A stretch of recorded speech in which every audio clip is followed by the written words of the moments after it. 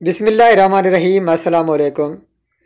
جیسے کہ آپ نے تھمبنیل پر دیکھا اور جب آپ کے سامنے یہ تصویر بھی آویزہ ہے تو اس میں صاف لکھا ہے کہ پاکستان میں ٹک ٹاک کو بند کیوں کیا گیا، اصل وجہ سامنے آ گئی۔ عمران خان نے ٹک ٹاک کے حوالے سے دبنگ اعلان کر دیا، پاکستانی خوش۔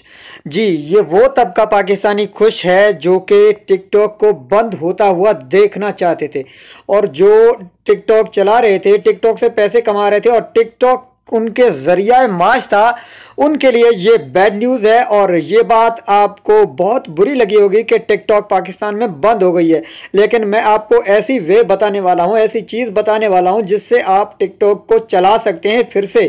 جی ہاں، بین ہونے کے باوجود آپ ٹک ٹاک کو چلا سکتے ہیں، لیکن اگلی ویڈیو کا انتظار ضرور کرنا ہوگا۔